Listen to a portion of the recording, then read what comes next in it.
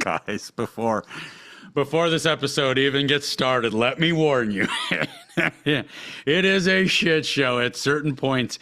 Nothing bad, nothing when we had massive technical difficulties. It shouldn't come through too bad on the audio, but on the video you're going to notice a couple of black screens here and there. They come back after a minute or two. I don't know what happened. You guys know I'm stupid. You guys know I don't know anything about this stuff. So, just sit back and laugh. And you know what? Speaking of laughing, I'll give you one more. I don't even have to tell you this. I shouldn't tell you this, but I love you. So I'm going to give you this so that you can laugh your ass off at how stupid I am.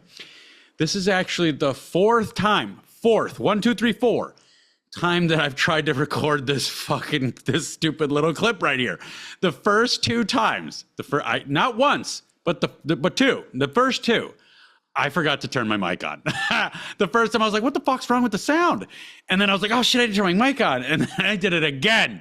And then the third time I hit record on the audio, but not record on the video. So welcome to my shit show. Welcome to Savagely Loud. Sit back, enjoy, laugh your balls off. Everything you're about to hear is for entertainment purposes only. Listen, have some fun, but don't ever do, believe, or promote anything they say. They're idiots. Guys, hold up. You should know, this ain't for everybody.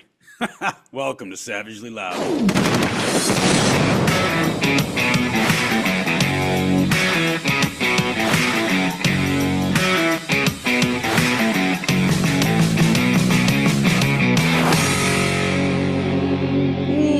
What's happening, guys? Welcome back to the show. For the people that understand the facts divided by feelings equals failure, I'm Cliff, I'm your host, and today I've got another special guest with me. But before we get to him, let's get to the normal shit. You know what I'm about to say. Guys, if you want to help me get this word out, you want to help me get these truths out, you can follow me on Instagram at Savagely Loud. That is where I'm most active.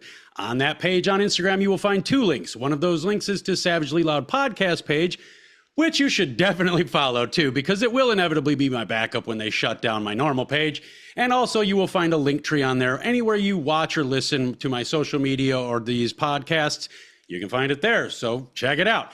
Outside of that, you can follow me on Facebook, X, and Rumble at Savagely Loud, YouTube at Savagely Loud Podcast, and you can email me in at savagelyloud@gmail.com if you want to questions, comments, concerns, you want to talk a little shit, have at it. Email me in savagelyloud@gmail.com.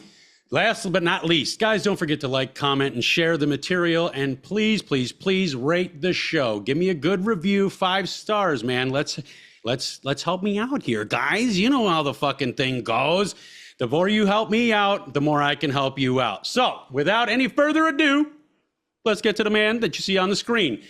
Mr. Dave Anderson, how are we doing today? I can't complain. It's another fucking Sunday, right? Just one more day and we go back to work.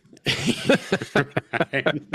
Well, tell everybody a little bit about you, where they can find you, what your podcast is, and all that stuff. All right. Well, you can find me on all social media at the Hammer Drops. I'm available on every podcast platform out there. Just put in the Hammer Drops podcast, and we're gonna pop up. We basically, what I'm about, I'm an American, man, and I believe in America first. Fuck all the other shit. I'm over it. Right. And all this ideology that they've been shoving down our throats for the last 5 years, I'm so sick of it. It's like, enough's enough already. So basically, whatever you hear on mainstream media, you ain't going to hear from me. I'm going to debunk everything they got to throw at you. That's the way you need to do it. I mean, it don't get clearer than that. What is it called? The Hammer Drops podcast everywhere? Yeah, the Hammer Drops podcast. You can find us Facebook, Instagram, TikTok, and we also have a website at thehammerdrops.com. Beautiful. So, guys, make sure you check out hammerdrops.com, Hammer Drops on social media, Hammer Drops podcast. Get it into it. And as I understand, you had a little hiatus and you're coming back because... Yeah, I took, shit. It's probably just over a year off. I just needed to unplug from all of it, because when you really dive into this shit, and this is something that people don't understand, when you really dive into it and you start to go down rabbit holes, it really fucks with your head. Yeah. Because you're researching so much shit. I've researched about China, CCP, how that started. I took a deep dive down that, just politics and just like everything like we're seeing now is just a playbook from another decade, another time. Yep. And they're just fucking reusing it over and over and over again. And we keep fucking falling for it. What's old is new again. What's old is new again. Cancel culture is been played out and it's back. Yeah. And people are falling for it. It seems to be back in a different way. Like when cancel culture really happened, I mean, it was the left and they loved it because, I mean, you couldn't even disagree with somebody about the flavor of soda pop that you liked. Right. And they wanted you to lose your fucking job over it. But now it seems like they're getting a taste of their own medicine. Now, before we go any further, I'm kind of a middle of the road dude. Like as where my buddy Gordon Rubo says, Kool-Aid says, I'm a meet you where you want to go kind of guy. You know what I mean? Right. Like I stand here. If you want to go there, we can go there. If you want to go there, we can go there. But I will meet you there. And when I look at the left and the way the left has treated everybody for the last, I would say decade, solid, just super solid decade. We could go back all the way to 2008 to Obama and that whole campaign of, identity politics and all that other shit. But really solidly a decade where the left has been really just treating everybody like shit. I'm not sure if I should say including or if I should say most of all, their own people. Like they are the kind of people that just seem to eat their own. They're like Subaru drivers. Like when I had my WRX, I was all excited. I was like, I'm going to be part of this community, this car community. And every motherfucker out there was like, you don't have enough shiny lights on it. You don't have enough big tips on the exhaust pipe. You have a little different lowering kit than I. Like Subaru people eat their own. And that seems to be, I mean, it's the vehicle of the left. I mean, it seems to fit. Well, I mean, you know what? It happens even with like motorcycles and shit. Harleys and sport bikes and just fucking Indians and all that shit. It's prevalent throughout everything. It doesn't fucking matter. Yeah, because you're in the biker community. So I mean, you ride and whatever, and you and I have had similar circles, let's say, throughout the time, in our experience with the momocycles. But the momocycles, but but it is just like that. Like every circle has its own vibe. Every genre, demographic of human beings has their own vibe, and they all have that air of wanting to eat themselves. But yeah, like the biker communities, dude. Like Harley guys do not like anybody, and everybody else is getting to really not like the Harley guys. So. Yeah, pretty much. Well, and I kind of look at it like this. For me, if you're on two fucking wheels, I don't give a fuck what kind of bike you ride, It's like, that doesn't matter to me. If you're on two wheels, you're out there and enjoying yourself, then fuck it, who cares? Yeah. But it's an ideology that goes into every social norm that we're seeing nowadays. It's just like that. Yeah. And it's, a perfect example, Fetterman from the Pennsylvania senator. How he's siding with Republicans on a lot of stuff. And now the Democrats are turning on him. Yeah. It's like, he's a fucking Democrat. Like, why are you turning on him? Because he's pro, like, keep the government moving. He's pro America. So now let's turn against him. Makes no fucking sense. But I mean, that's just the Democrats for you. Yeah. Well, and I think, I think largely that's, if we rewind a little bit and we go back to that to the Obama presidency, I just was on a show. I just did a show with Conservative Willie, and we talked about that real briefly about how when I lived through Clinton. I'm 43 years old. So I was a kid, but I lived through Clinton, and I was old enough to remember that nothing seemed really super fucked up, if you know what I mean. Everybody I knew, they talked well about him in America and outside of America. In fact, we saw a lot of countries out there outside of America calling him the world's president, much like they do with Donald Trump. Whether that's agreeable or dis is besides the point. But they were saying this thing. Even my parents, my dad was a Vietnam vet, and my mom was... your standard fucking I raised the household and shit kind of woman, and then she went off to work and whatnot. But they spoke well of him, but they did speak ill of other presidents. So I had that, and it seemed like life wasn't so fucked up. And then we had a couple of different disasters, after him. And what you mean the travesty in Iran is a travesty, But then we got to Obama, and it's it seemed like the focus went from being American to being a black American or a white American or a Mexican American or a female American or a trans American. Like Obama did, he absolutely fucking destroyed every bit of racial unity we had achieved up until that point. Because again, I'm 43, so I lived through the late 80s and the 90s.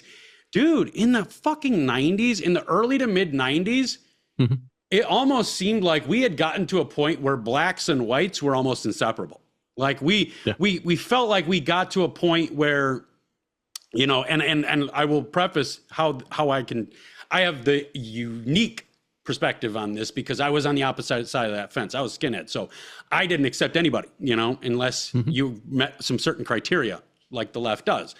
But I got to see that through an outside perspective. And I remember it being so fucking disgusting to me how well black people and white people were intermingling and all this other shit. It was so disgusting. But now I've gone through all these major life changes and near losses of life and all this other shit and changed my mentality from that childhood mentality, I look at it and I see that was the racial unity everybody was saying that we needed. And when Obama got in here, it fucking ended, and it ended like somebody dropped a concrete wall on it. It like stopped like right in its fucking tracks, like you just said. Like it just concrete wall, boom, it was over. Now everybody just like, I mean, if you're blacks don't. There's a lot of blacks that don't like white people anymore, and they're not afraid to say it. Yeah, I couldn't tell you how many times I've been told to my face that I don't like fucking white people. And it's like, I'm just looking at the guy like, I didn't do shit to you. Like, yeah, get into that because you're on a road crew or something, right? And you get to work in the areas that I actually make podcasts about. Like, you get to be the white guy on the fucking street in the uniform, and you still get mistreated in these areas. So yeah, let's dive into that shit. Let's dive into it. What everybody sees, I have to say, stop living in a fucking bubble. Because what the news is feeding you is fucking bullshit. And I can tell you from my point of view, I've worked in Chicago, I work in Milwaukee now, and I work in the hood. And these aren't places that you want to be walking around if you're a white person. Because if you do, you know, it doesn't take much. You pull up on a house, like I had to pull up on a house one time to grab some pictures showing that the work was done. I shit you not, within a minute, 6 black guys come out. I'm getting eyeballed, looked up and down, and I'm just like, fuck. You know? But I mean, there's a few things. Like, you got the nice cars in those neighborhoods, shit ass houses. You got houses. I've been in a lot of these houses up there, and what people see on the street is one thing, but I mean, to actually like get a full perspective of what's going on up there. I mean, it's not just like the violence aspect of it, but drugs are rampant up there. I see people tweaking out all the time, like on the street corners and at 9 o'clock in the morning, and they're doing that fentanyl dance. Yeah. And then you got the animal abuse that goes on in these fucking neighborhoods is fucking crazy. You walk in a house, you know, a dog, if you have a dog, right? Your dog's supposed to be man's best friend. The dog's inside the house with you. You know, if he's going to hop up on the couch with you, he's going to hop up on the couch with you. Not in these fucking houses, man. They have them in cages downstairs in their basements, living in their own feces. Yeah. And the company I work for, unfortunately, we're in a position where we can't say anything. We can't report it, because if we do, then it shuts down the whole project. Yeah. Because then word's going to travel fast, and nobody's going to let you into to continue on with the project.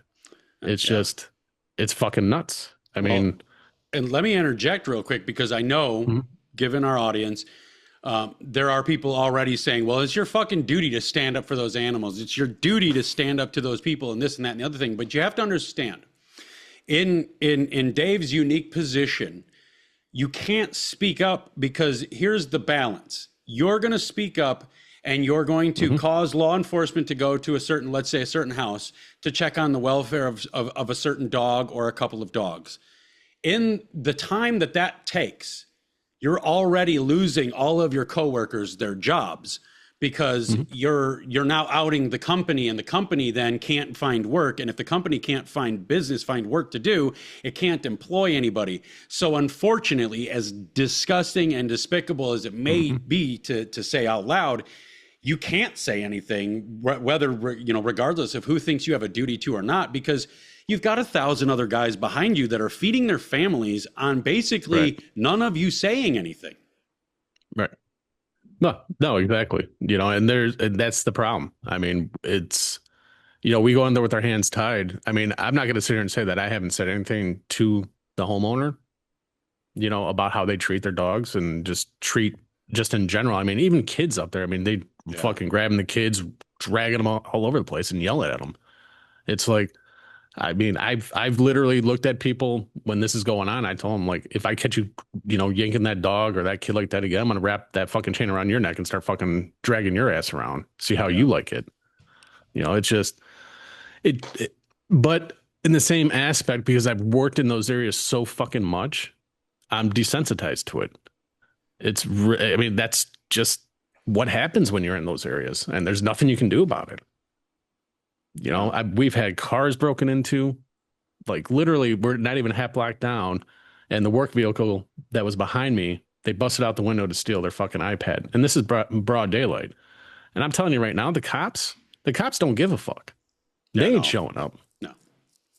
Well, and if they do show up, it's going to be like 3 hours later. Yeah. Yeah. And the big thing is which they're not going to. Exactly. I had that shit. Go ahead. Sorry.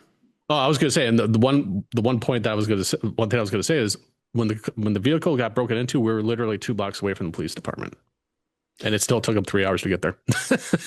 I mean, come on, they don't want to come on those neighborhoods. Yeah, because when you call the cops and the cops already, like, in my opinion, okay, so we know my stance on cops. I think the duty, the responsibility, and the position are admirable and noble. It's the people that do it nowadays that are no longer admirable and noble.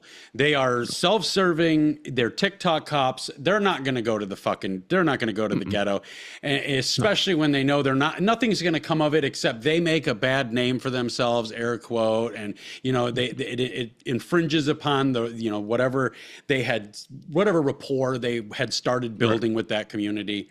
But I had my own run-ins with that. I used to deliver beer. So we would roll up with the truck, and we would be in, shithole areas. And every time we were in there, like, we would roll up to, let's say, an Armanetti's, and we had 500 cases to deliver. Now, 500 cases for a beer delivering isn't like 524 packs. You got a 24 pack, and then if you had 12 packs, it was 2 12 packs was a 12 pack, and a flat was 4 6s and all this other shit. So you had mountains of this fucking alcohol in this truck.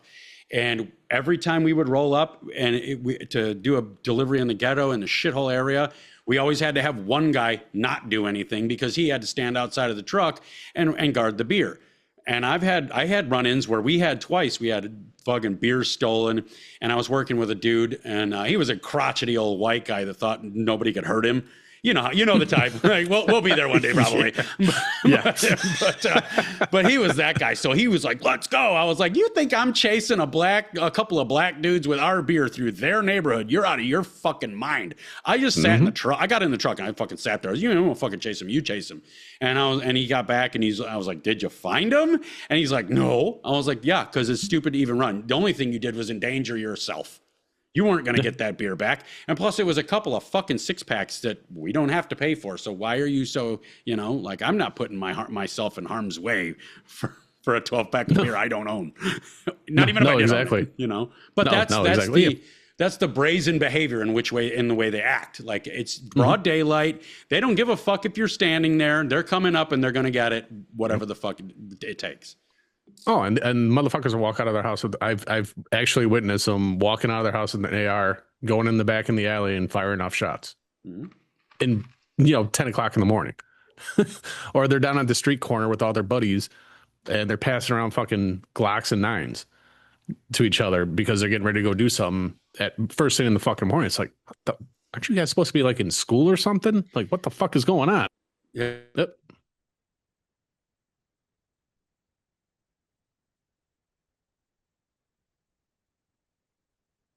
Hey, Cliff, you still there?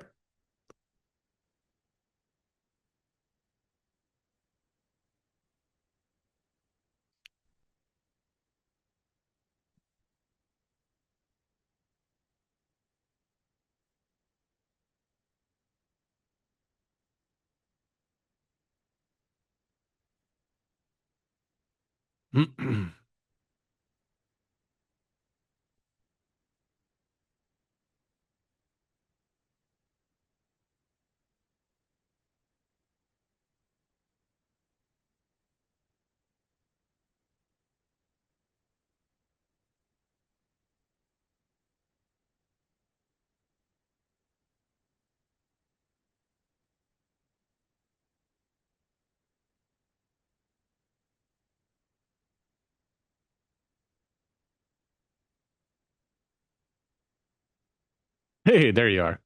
No audio.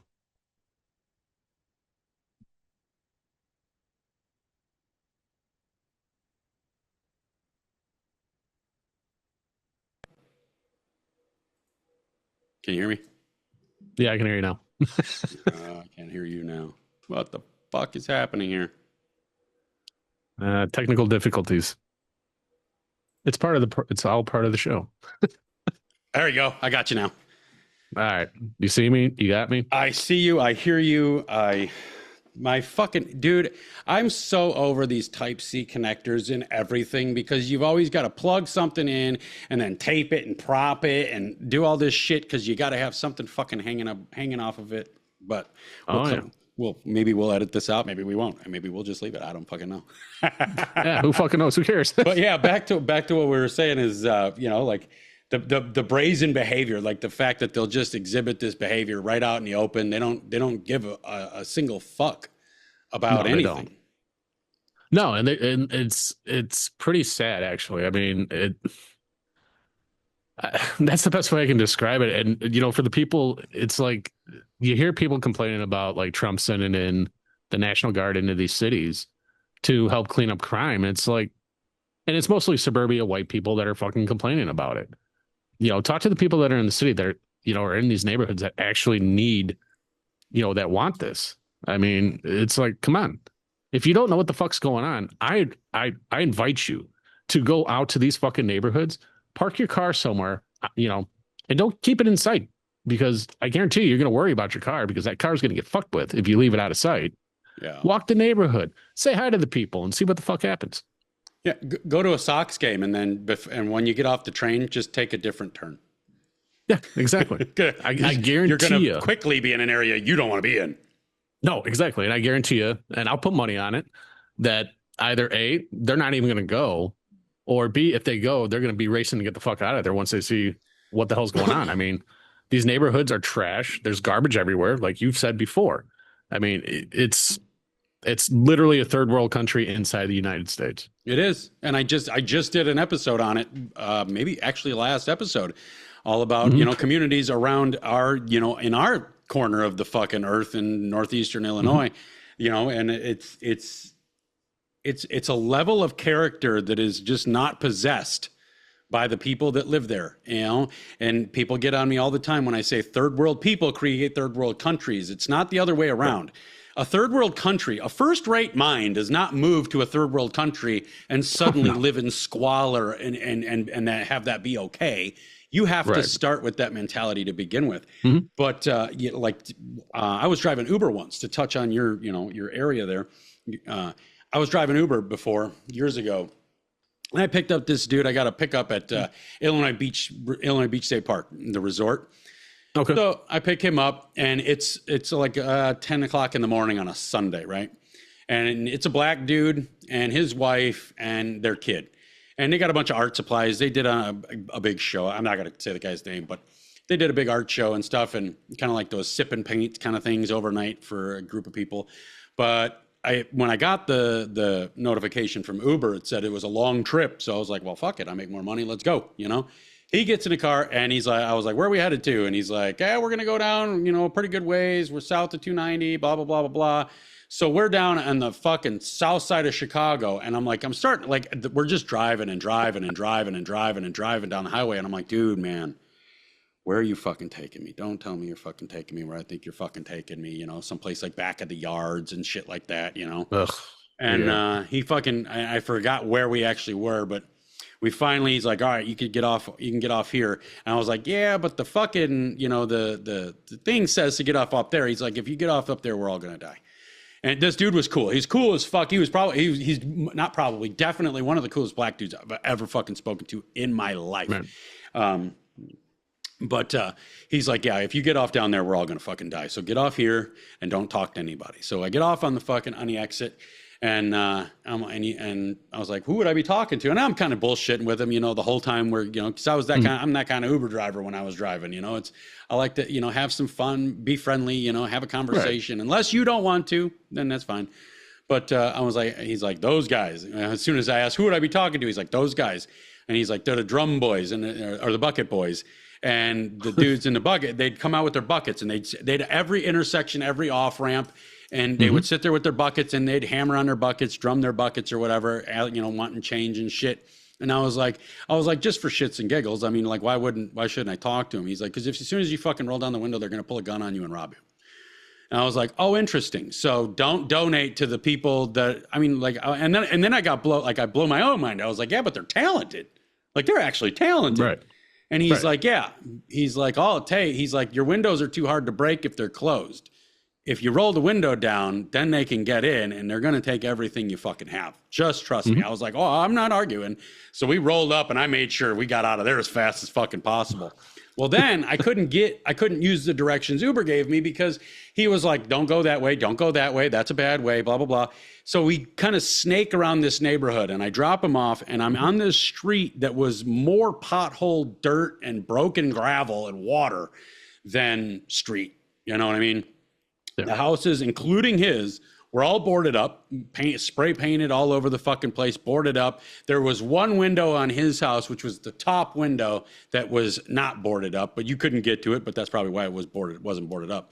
And he tells me, he's like, all right, when you leave, he's like, it's super important for you to go this way. He's like, don't go the way they're going to tell you to go. You have to go this way. You have to go down a couple blocks. You have to make a left and then a right. And he winds me around this neighborhood.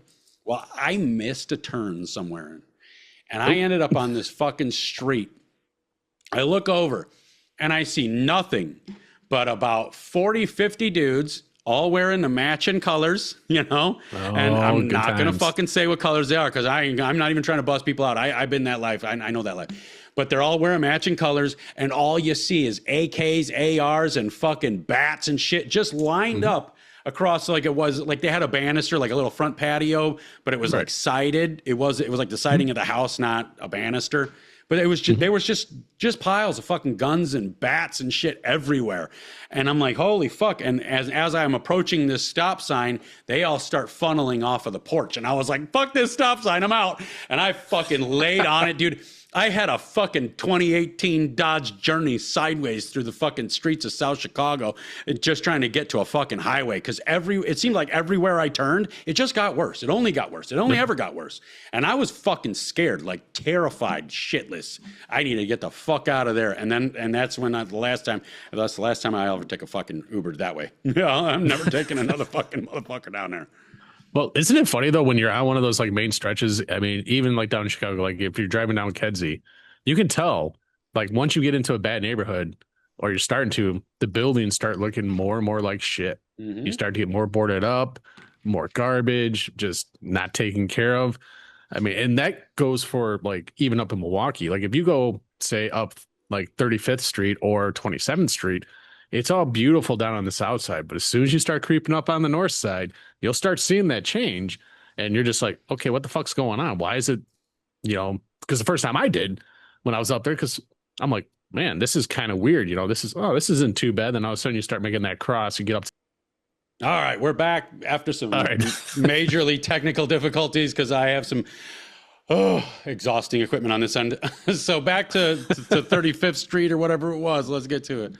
Yeah. So, like I was saying, like 35th and 27th. I mean, when you're on the south side of Milwaukee, even Kedzie, like you're on the north side, it's all beautiful. It's all nice. It's taken care of. The buildings are in good shape. But you sure as fuck know, once you're starting to come in a bad neighborhood, they start to go to shit. And that's when you start to see all the prostitutes, the drug addicts, and just everything. And it's just like, okay, I'm not in the right neighborhood that I should probably be in right now. Right. You know? Yeah, It's just, and it's not even just a visual. You can feel it. Like you can feel in the air that you are in a dangerous place. And not only are you in a dangerous place, you can feel in the air that that place seeks to harm you for being exactly. there. You know, and that's not an energy that the city can put into it. Like that's an energy that the people put into it. No, exactly. And fun fact for you, if and this blew my mind when I first realized it. Like up in Milwaukee, you have all the prostitutes out there, and they hang around mostly by schools, and the cops don't do shit. Oh God. It's fucking sickening.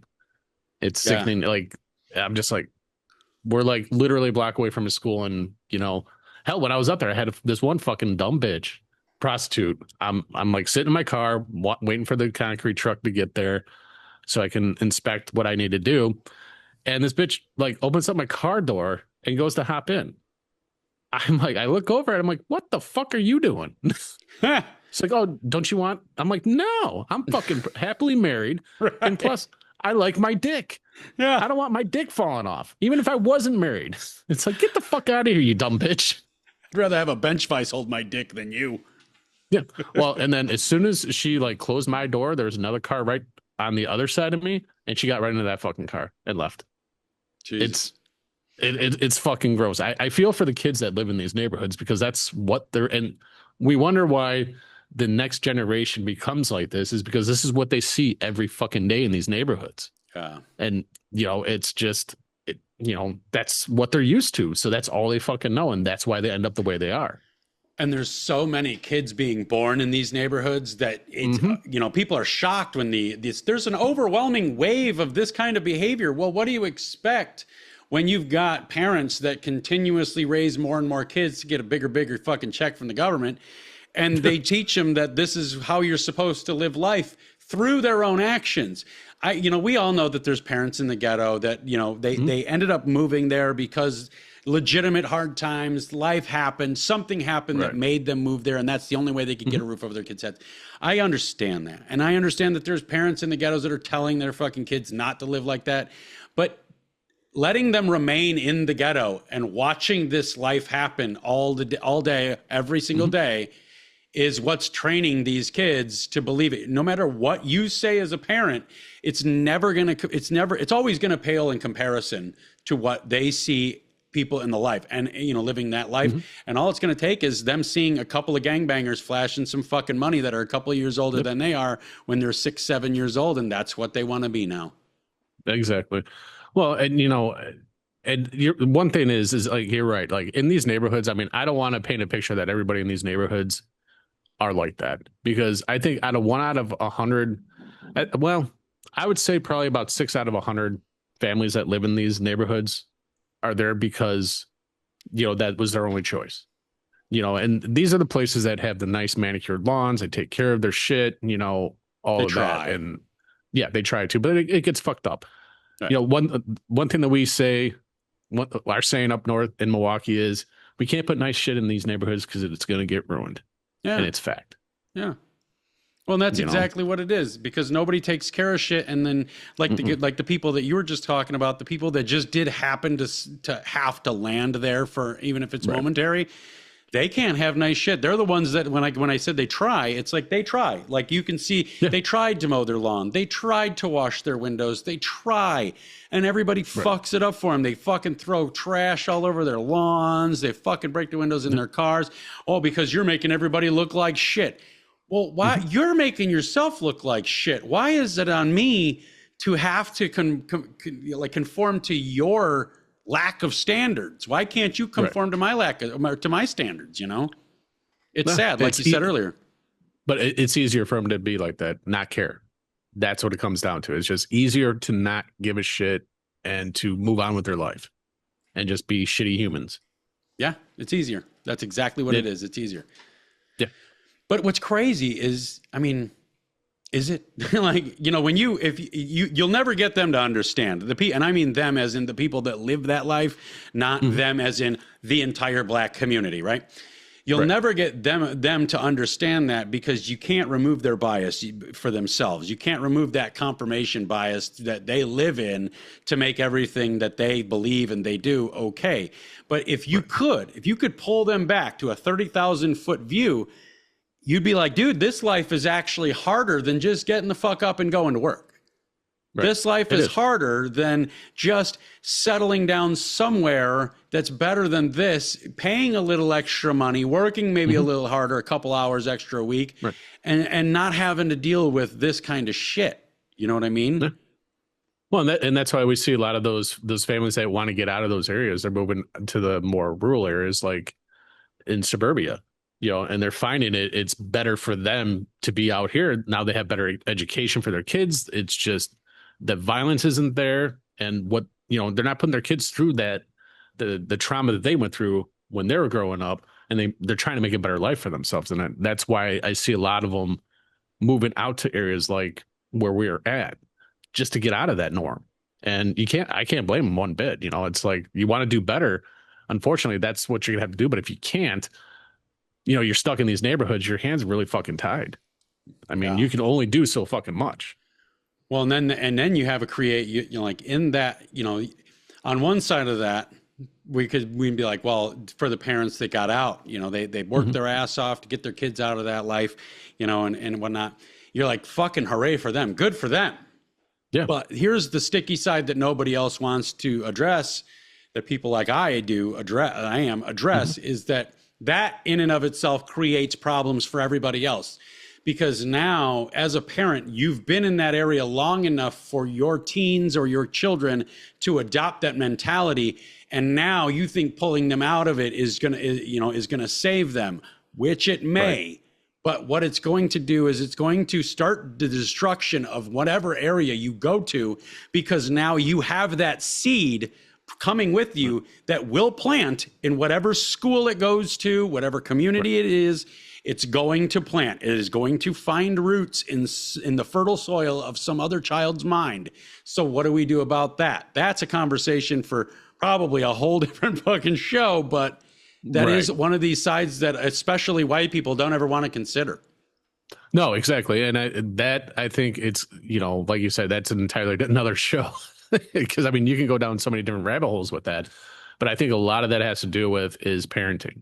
The parents have to stay on top of it, and they start seeing that destructive behavior that they're so used to, and putting a stop to it right away. And I think that would be like one of the only ways to actually not have it just continually to cycle into different areas that you live at. You've got to have that parenting, but unfortunately, in certain communities, you have no parenting, and that's why we're at where we're at. Yeah, because there's no discipline, there's no consequences, there's none of that. They just, like you said, they have all of these kids to collect that government check. They don't give a fuck about the kids. They care about the money. Yeah, and and that's not just for. I'm going to say this right now. It's not for black families. White families do it too. They have all these kids just for that fucking thing. So I mean, it's like, parenting has to be better. We have to do better at being parents and not trying to be friends. But unfortunately, that doesn't happen a lot in these neighborhoods. Yeah. I think one of the biggest problems is what you said, like the friends. Like I see a lot of my fucking friends, white friends, they want to be friends with their kids. I'm like, why don't you fucking put boot to ass? What the fuck is happening over there with your kid? They'll get over it, whatever, blah, blah, blah, blah, blah. We don't want to piss them off, blah, blah, blah, blah, blah. That's your job. Fuck them. Right, exactly. They can be pissed off. If they're doing something fucked up and they deserve to be pissed off over it, then piss them off. Like, I think that's a unique thing that I see a lot in our community, in the white community, is parents just wanting to be friends with their kids. Now, that's not to say that black people don't want to be friends with their kids, right?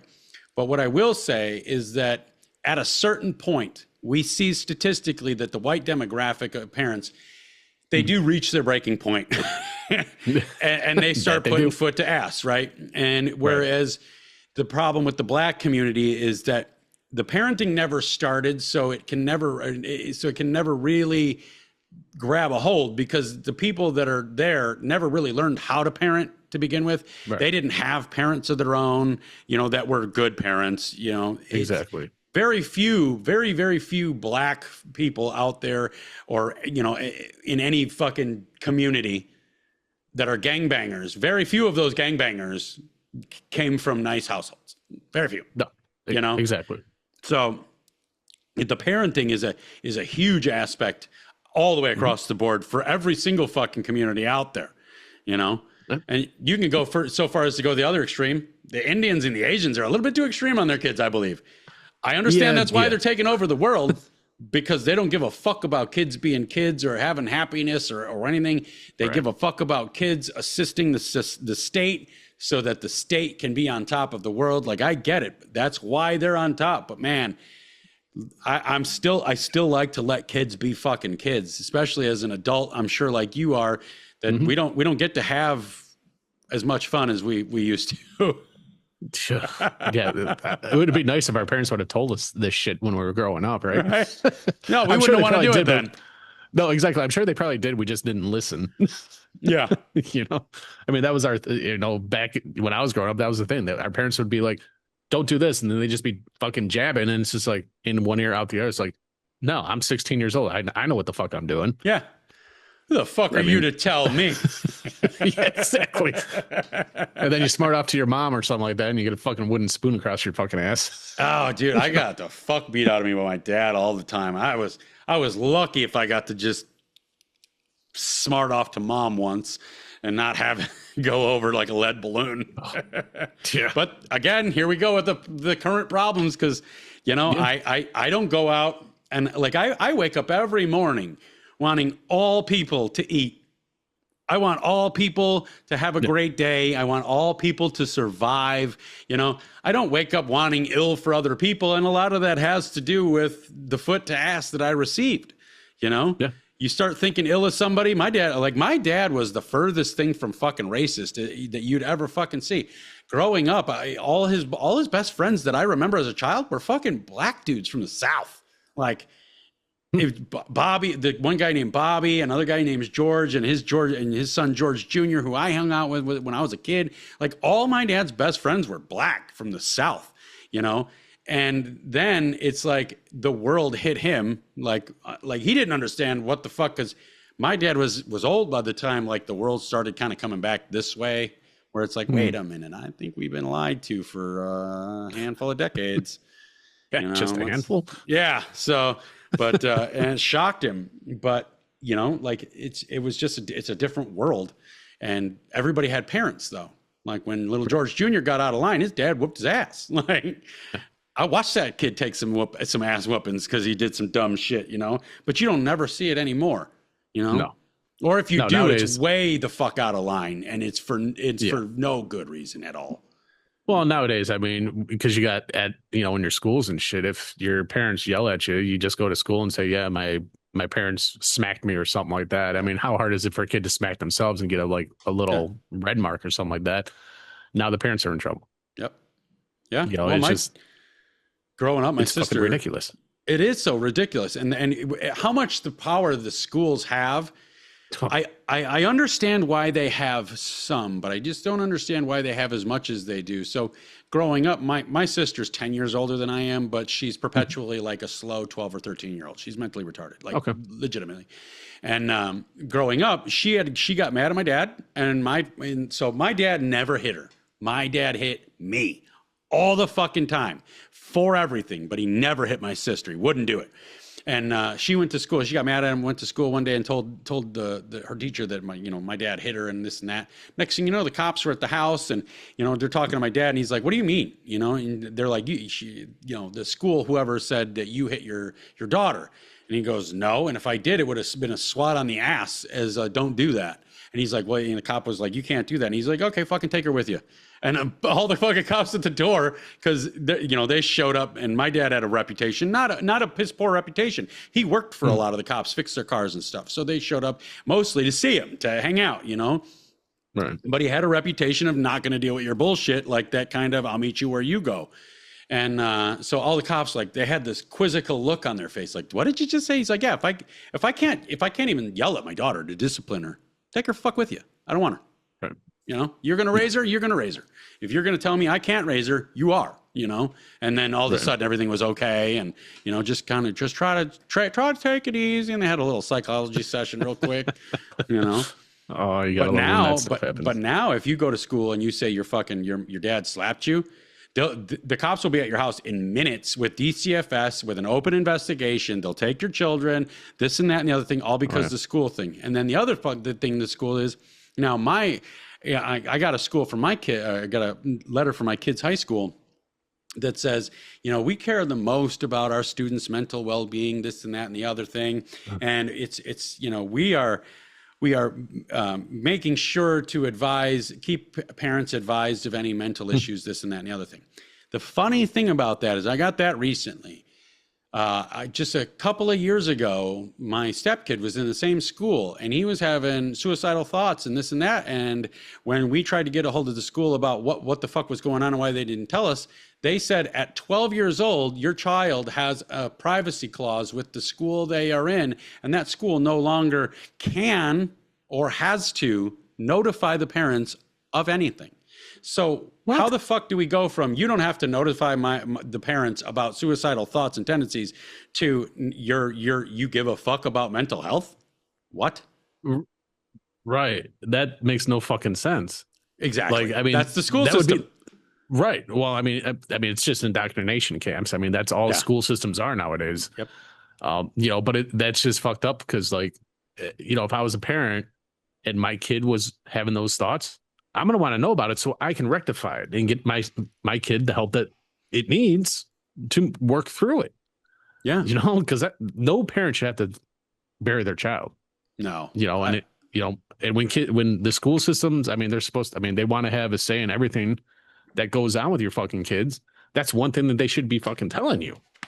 Like, you know, I know when I was growing up, when I was in school and stuff like that, like if I was acting out of the ordinary, they'd be on the phone calling my parents, be like, hey, you know, something's going on with your son, this, that, and the other. He's doing this. I'd get home, I'd have a talking to see what it was. But it, you know, again, that is entirely another show about our school systems as well. So that's just, I mean, our tax dollars hard at work. Well, it's, you know, the school for me is just nothing but another arm of the government. And it's creating its own Hegelian dialectics. Like it creates the problem in our children by forcing them to be around people that are pieces of shit, people that are beautiful, brilliant minds, all these people, which to a level is good. But they force them to be in these groups of people, and then they force them to be insignificantized, right? Like they make them feel slightly less significant by putting them in a class where they can't get any attention. They can't get any personal attention from the teacher because it's 38 students to a fucking single teacher, and the teachers nowadays absolutely across the board don't give a fuck about the kids. They give a fuck about their money. That's all they give a shit about. And I will be more than happy to school anybody that ever wants me to fucking argue about that. But what they do is they create these problems in our children. Then they remove the parent from it by putting a 12-year-old plus fucking, you know, an age 12 plus confidentiality agreement in place, and then they present themselves as the solution. Now the kid doesn't trust the parent because they haven't opened up to the parent because the parent didn't know anything was going on so that they could tell them, hey, open up to me. I really want to know about this, and I want to know because I want to help you. I don't, you know, they've been completely removed. And then when the fucking school presents itself as the solution, then the kid starts associating that with communism. I believe they start looking at it like, oh, that's a state-funded thing that helped me out when my dad didn't. It's a state thing that helped me out when my mom wasn't there.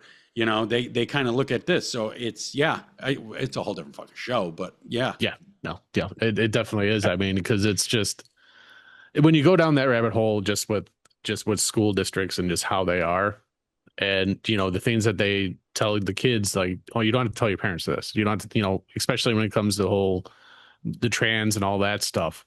You know, if you don't feel comfortable in your skin, and they teach them this stuff. It's like the kids don't need to be focused on shit like that in school. Let them focus on learning what they need to learn, like history. I mean, hell, they don't even teach like the same history that I learned when I was going to school. They don't teach it anymore. Right. They have it all twisted now to benefit one side, and you can completely see it, what side it's twisted to basically favor. Yeah. And it's fucking sickening, because now you got all these kids coming out of school that have absolutely no fucking clue. And then, your kids are, if they're depressed or whatever, the first thing they want to do is put them on medicine. Yeah. Don't find out why. No, here, just take this medicine. You'll be okay. And that medicine, all that's going to do is just fuck them up even more. And people don't seem to realize that as well. I mean, yeah, there's a reason why big pharma is a billion-dollar industry. Yeah. It creates customers. It doesn't heal people. It just creates more and more customers and keeps you around until you die. Right. Well, I have a very close friend that had some issues with his kid, and some things happened. His kid was going through a kind of a dark time, and they actually were going to take his kids away. He had to fight for a year. They were going to take his kids away because they told him that his kid needed to be on prescription medications for the SSRIs. And he's like, let's try some other shit first. Let's try therapy. Let's go to a registered therapist, a licensed therapist, and we'll try some therapy first. They didn't want to do it. They told him no. They told him, if you do not give him this medication, we will take him from you. And they tried, and he ended up winning. Wow. So, but it took him a year fight, and it almost took him a fucking giant physical fight inside of a hospital to get them to stop from taking his kid. So, yeah, I mean, this isn't bullshit. Like, people that think that these things don't happen, they fucking happen every single day. The whole world now, especially America and New Zealand, because those are the only two places you can advertise prescription medications. The whole world in general is all about the medication. Don't change your diet, take a pill. Don't change your habits, take a pill. Don't change your job, take a pill. Don't talk through your problems, take a pill. Everything has got to have a pill, Oh yeah. Everything has. I mean, I can tell you, the last time I went to a doctor, my blood pressure was a little high. You'd figure they would run some tests on trying to figure out why, right? My doctor's first thing was, take your blood pressure for a week and then send it over to me, and then we're going to go from there. I'm like, all right, fine. I took it for a week. It was still a little bit high. Instead of trying to run any other blood tests or anything like that to see if I'm vitamin B deficient or, something like that's going on, here, take this medicine. Get you right on fucking blood pressure medication so you'll never come off it, and you're a customer for life. Yep. That's when there's holistic ways around everything. It just, people just don't want to go down that rabbit hole and learn it. You know how I got my blood pressure down? I drank Celion cinnamon tea once a night for about 2 months. I took the cinnamon stick, I boiled some water, poured it into a little pot. I put it on the stove, let it steep for 10 minutes, drank that with some honey for about 2 months straight, and my blood pressure came down. Never once had to touch the medicine. Yeah, it's pretty fucking incredible what you can get into when you start actually researching and diving into these holistic rabbit holes. You know what I mean? Like, there's cures for a lot of shit out there that is, and some of them are in your backyard. But they won't tell you. They should. No. Well, they should be, but that's why they, you have all these lawn care companies out there that want to spray the weed killer, because they want to get rid of a lot of it. Because a lot of that shit that weed killer kills, like dandelions and milk thistle and all that stuff, it has healing properties for you. But we can't have that because big pharma ain't going to make money. I know several people that harvest their dandelions out of their yards. Like, they have natural lawns, and they harvest all the dandelions and they make dandelion tea. Yep. Like, it's crazy. Yeah. It has so many good properties for it, and and healing properties for you. It's just, people just don't want to do it. It just blows my mind. But it's part of the psyop, right? You can't have a natural lawn. You've got to have a purely green grass lawn. Like, show me one fucking spot in nature that doesn't have anything but that particular fucking strain of grass in it. I like natural shit. Now, I'll tell you though, I'll give you this. There's more weeds in my backyard than I'd like, but that's also because I can't really do much with them, because we had a couple of trees cut down. So that spread mushrooms and shit all over. So we're trying to fucking clean all this bullshit up. Plus I got a dog and she's at the end of her life cycle. So it's like, I'm not going to spray anything, of course, you know? So it's like, you know, it's just her place. Now that doesn't mean I don't mow it and it looks unpresentable. Like it looks fine. but it's got more shit in it than I'd like, you know? Hey, at least you're mowing it. Yeah. Unlike a lot of people around here. Yeah. Well, that's the other thing. Like when you talk about mowed lawns, like I quote mowed lawns all the time. Like that's the difference when you know you're getting into a shitty area is you see less and less mowed lawns. You see a lot more I don't give a fuck about anything and less and less more mowed lawns, you know? But hey, they got that fucking BMW sitting outside or that Cadillac. Yeah. You know, they got that priorities fucking straight right there. You know, hey, I got my Cadillac. I got status now. What's up with your lawn? Fuck that. I don't need to worry about it. It's like, come on.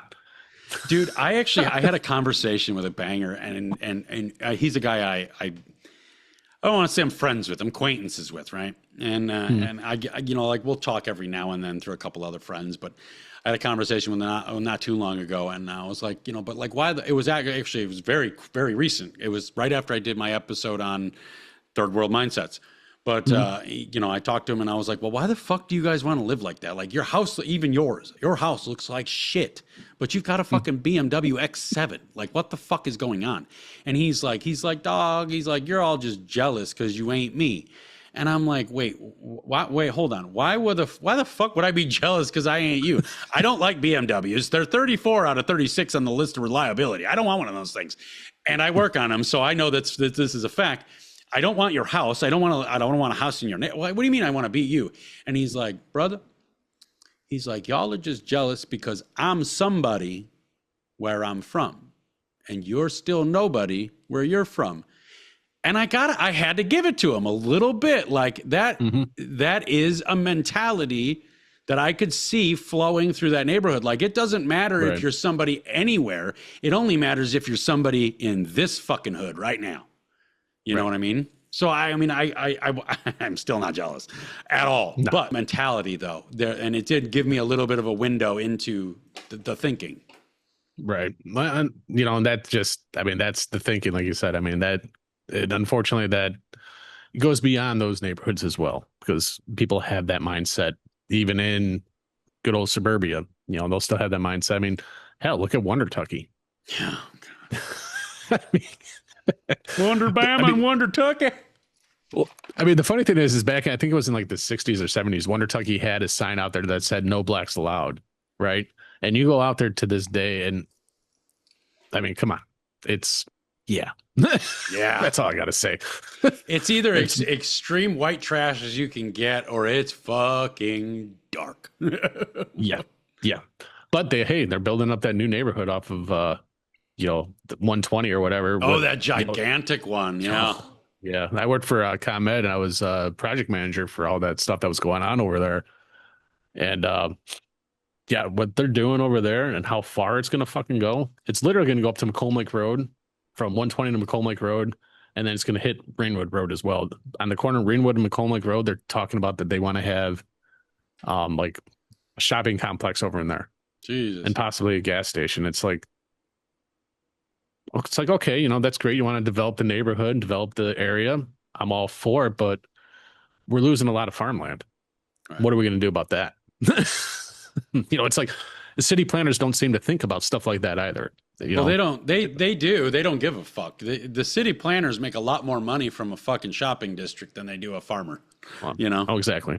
It's all about the tax dollars. Right. And we can always outsource the food to somewhere else in state, you know, or somewhere else in another state, you know. That's how they look at it, you know. Yeah, like a lot of our food is still like a lot of our meats and all that stuff. People think that it's processed here, but it's not. It's processed overseas. Right. You know, and it's like, wouldn't you want to have what you're going to make for dinner processed here in America and not overseas?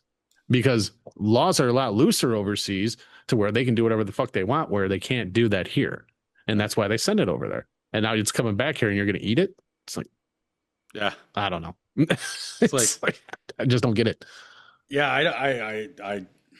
I don't want any, I want as little as possible. I can't say I don't want anything. I want as little as possible from overseas because I want as much as possible to help this place where I live. I make my money. I raise my family. My friends live. My colleagues live. You know, I want this place to do good. And the only way that does good is if we start fucking sourcing everything as much as we can here. You know? You're talking about America first, right? Oh, yeah. Well, that's Nazi stuff, though. Yeah, You're not going to bring that stuff, so Nazi America first stuff to this show. We can't be talking about that here. I mean, that's not a half American flag behind me. Come on now. Well, that's the other thing. Like, I don't understand. Like, and I do understand to a point that this is the system, you know. But I don't understand like how people get so unraveled in the political structure of this country and one candidate or another. Like, I'll say first and foremost, Trump's first presidency was fucking awesome. Like it went as well as I think it could have. This second presidency, which is the first presidency, is why he got the second presidency. This fucking thing is a disaster. Like, I don't know what the fuck. There's now for the Trump dick suckers out there. I'm not saying he's not doing anything good. Stop, pull back, step away from the fire. He's doing some good shit. But he is selling a lot of us up the fucking river at the very same time. So if we're going to get into a position where we can't question that, you're no better than the people you fucking hate on the left. So go fuck yourself. Exactly. Well, and here's the problem is that people put politicians up on pedestals. And it's not right. You shouldn't be putting a politician up on a pedestal. People need to have the mindset and remember that politicians are put in place by we the people. We elect them. We pay them their salaries through our tax dollars. So, you know, when you have somebody that says, yeah, I support Biden or I support Trump, how can you sit there and say that you support them? Do you support when you go to your local Starbucks? Do you support that barista? Do you support that person at McDonald's that's handing you your food? You know, it's the same kind of mindset. It's like you're putting these fucking people on pedestals and it's, you know, you got to remember and have the mindset, I elected that motherfucker to do a job. He's my employee, essentially. Do your job or you get voted out again. You know, but people don't seem to realize that. They're just like, oh, yeah, you know, I'm going to continue voting for AOC or whatever because of some bullshit. Is she doing her job? No, it's because you support that person. That's why you're voting for them. You're not basing it on if they're actually doing their fucking job. And that's the problem with American politics right now. Is people have all these people on those pedestals and they got to knock them off. Yeah, I look at that like a lot of like, I kind of feel like it's sports for me. Like I'm not a sport ball kind of guy. Like I like baseball and hockey, you know, hockey the most because it's as manly as you can fucking get. It's technically demanding as you can get of any sport. You have to have skills or you absolutely cannot play it. That's why I like it, you know, and baseball is just it's a consistently slow background thing if it's on, which it hasn't been on in my house in fucking probably a decade. But I'm really not into sports. If all sports went away, I wouldn't have a problem with it. But here's the thing when it comes to sports, even the ones I like, I've never owned a jersey with another man's name on it. If you think I'm going to let another man come his name onto the back of my shoulders so that I can walk around this fucking planet advertising that I'm his property, you can go fuck yourself. I ain't having it.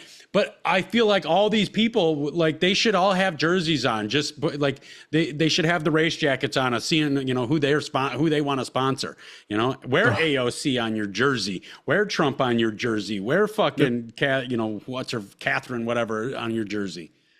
Well, you know what would be funny is if the politicians actually did that too. Have little patches on who are their sponsors, and then you'll really see, and your eyes will open up to see like where they're getting their fucking money from. Well, and how evil some of these corporations are. I've got a plan on how we can figure out how well or how not well the voting system works. Let's have just one election where 0 people in America vote. 0, not one. I guarantee you there will be still a transition of power. I guarantee you that everything is still going to move on like it is. They're not going to be like, well, nobody voted, so we don't know what the fuck to do. Guys, we need somebody to vote. They're not going to do that. They're going to be like, so-and-so won. Yeah. Oh, really? We didn't vote. Nobody voted. So what do you mean they won? Oh, it's because it's a rigged system. And the only thing that voting actually does is on the outside chance that they go back in time to see what has already transpired, they may be able to uncover those votes. Like we did see in this most recent Trump fuckery about the stolen election and this and that. You know, Right. we did see when we went back that there was a lot more votes that were fucked over, miscounted, uncounted, this and that. But that's the only thing voting does. And which is a really weird dichotomy to think that it's so important to do something that doesn't matter now. It's so important to do something for a just in case later, you know? Yeah. It's a mind fuck. No, it is. It is. I mean, yeah. And, the voting and all that stuff. I mean, that's another story too. Yeah, we're going to have to, we're going to have to do more shows. I think so. Cause I think right now, just so far in this episode right now, we've uncovered multiple other rabbit holes we can just dive down into. And, honestly, if we started talking about it now, I think we'd probably have a 4-hour show. Oh, yeah. This would be like a Joe Rogan type episode going on right now. Yeah. Which, I'm not opposed to when it's planned out, but I mean, dude, and knowing us, I mean, dude, any rabbit hole that gets presented to me, I'm more than willing and capable to dive down. I've probably already been down at least a little bit of it, I've dived down so many different rabbit holes, from chemtrails to, COVID vaccines to, you name it. I probably dove down in and at least a little bit, dipped my toes into it, but not fully submerged yet. And it's just, and that's part of the reason why I took so much time away from the mic, is because of that research I was doing. It's a real mind fuck, because once you realize your government doesn't give a fuck about you, and this whole time you've been, thinking they do, it really changes things for you. You see things in a different light altogether. You don't trust the government. You don't trust anything about them. And well, and that's pretty much where it's at. And with that comes another mind fuck of, now you're in this zone of, what can I trust? Like, I don't know if I can trust the left or the right or the middle. I don't know if I can trust the extreme or the extreme over there. Like, I feel like I can't trust anything now. Nothing that I hear, I don't, and that's part of the system, like they get you so, twisted and frazzled and untrusting of everything, that you basically just retract from society and become easily controllable. Yep. But you said, it is a mind fuck when you start diving down this shit. Like, you've got to be mentally prepared. Yeah. Yeah, you really do, because the things you uncovered are things that you're not going to want to know. Things that you probably didn't want to know, that you're not going to unlearn it. Right. You're not just going to forget about it. It's going to be there. And it's going to burn a hole inside of you so bright that you're going to want to get back to it and continue that dive in there. Yeah. Yeah. It just draws you back in, unfortunately, like you were saying, nowadays you don't know who you can trust. You don't know who you can believe. I can tell you right now, and it's sad that you can trust the weatherman more than you can trust the journalist. Right. Because, the weatherman's going to be, at least, maybe if he's lucky, 20% of the time, 30% of the time, he's going to be right with the weather. The journalist, you don't know if it's all just paid propaganda they're spewing. Right. And chances are pretty good it is. Yeah. Yeah, because all media companies are owned by 6 companies. All media companies on Earth are owned by 6 companies. Yeah. And people think that there's a division of standard. Get the fuck out of here. Right. Well, they're owned by 6 companies, right? But now if you dive deeper, who holds the most stocks in them? And then when you start looking at that stuff too, you got BlackRock, you got Vanguard, and that's State a whole Street right. That's a whole different rabbit hole that is a mind fuck. Yeah. Once you start to learn about them and what they control. Yeah. Everything. Everything. It's the banks and the International Bank of Settlements that owns fucking everything. The International Bank of Settlements is the only fucking banking enterprise on Earth that is beholden to no one. Has to produce 0 information for any entity on Earth. They run this shit. They own it. And it's a fucking 900-pound fat fucking pile of shit that's heading up the chair in it too. Yeah, exactly. But people don't want to believe that. They want to have their blinders on, and I get it. And that's why where people like, you and I come in is to hopefully be able to get those blinders off so they can actually see what the fuck is going on before it's too late. Right. You know, with everything that's going on in society, you know, with cancel culture, with just everything that's happening, it's all designed for a reason. It's so you don't care. It's two-party system with our politics. The two-party system, three-party system is designed to keep everybody divided. You know, and people just, they're just, well, I don't know. It's like you want to just shake them by the fucking neck and be like, wake the fuck up already. Right. Well, and you know, how fucked up is it that here, what do you think the reaction would be if people found out that the original runners of this country, being George Washington, he didn't want two parties. He said, we are of one people. We should be of one mind because we are of one country.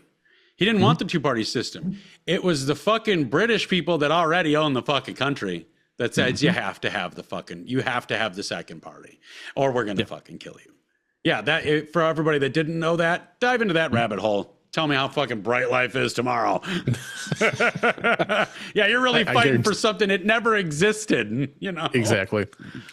Oh, yeah, I guarantee they're going to dive down that rabbit hole and they're going to be like, oh, what the fuck?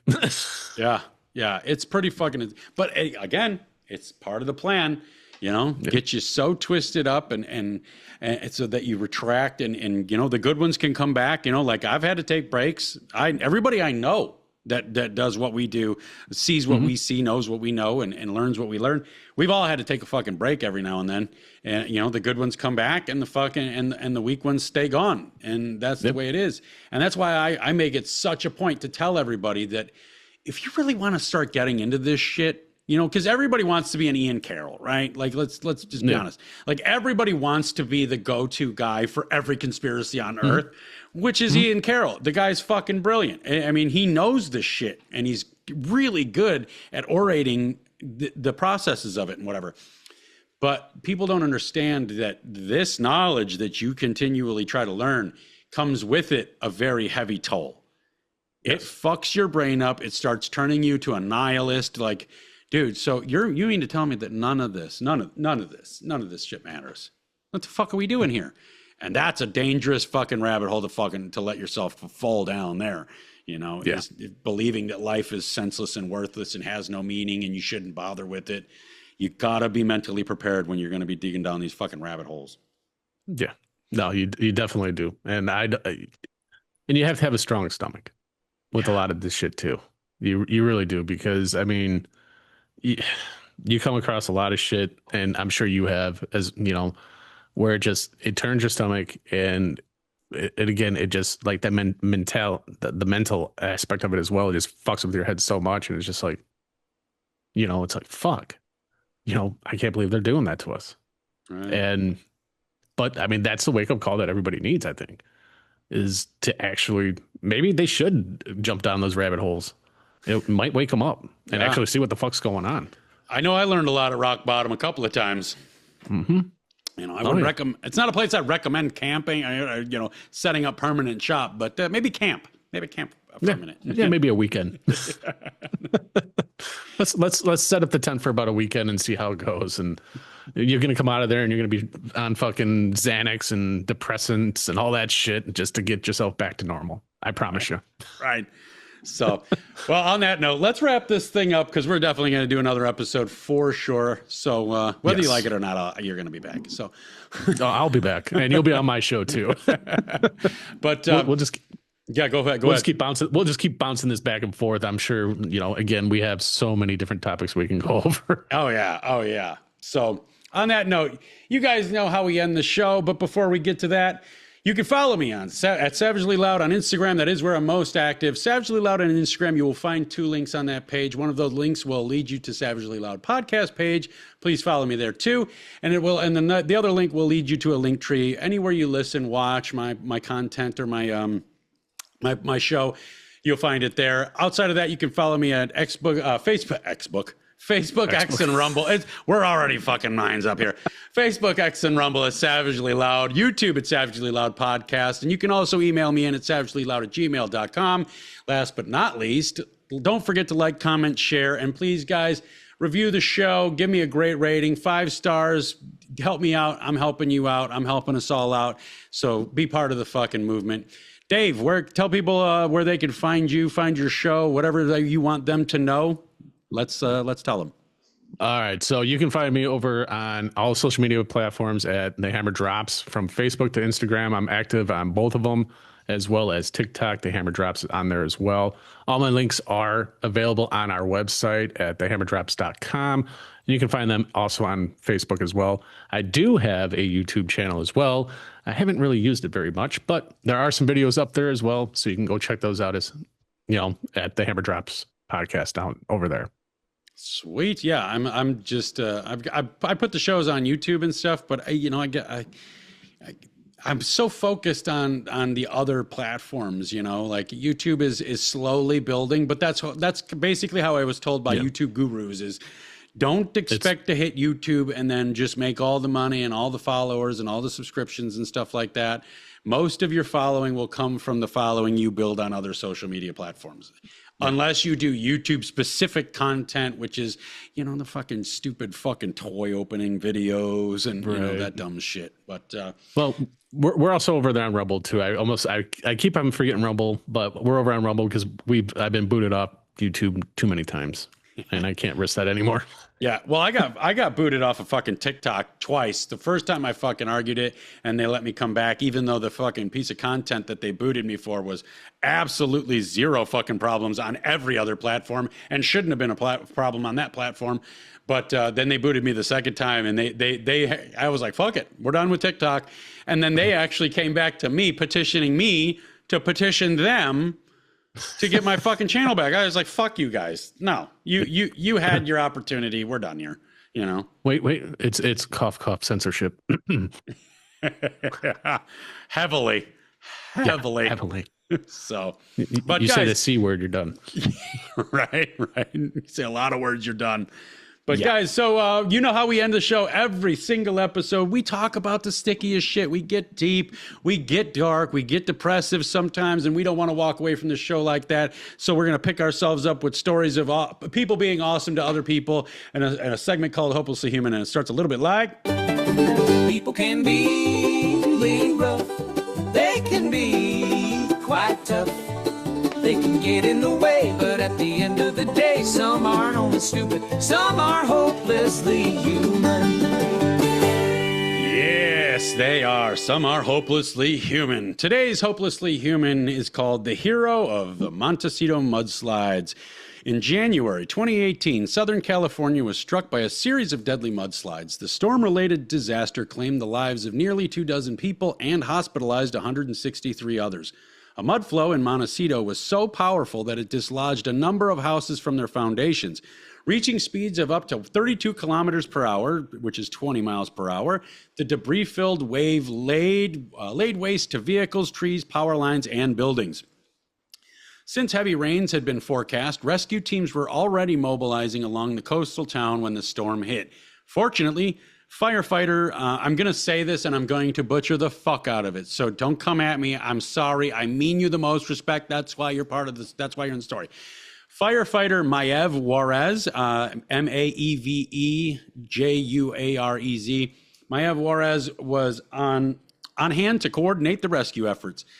Maev was, Maev was inspecting the San Isidro Creek Bridge in the early hours of the morning. Moments after leaving, an enormous gas explosion completely destroyed the bridge and set fire to neighboring houses. She rushed back to the scene just in time to see one couple jumping from the second floor of their burning home. The woman had broken her feet during the escape. Maev clothed the half-naked woman and carried her over 400 meters, roughly 1,300 feet, to safety. Wow. Maev continued working through the night with her colleagues and is credited with saving over 100 lives. She was presented with the first Medal of Valor Award in the history of the Montecito Fire Department, along with her colleague, Andy Rupp. That is incredibly hopelessly human, and that's the show. I missed the button.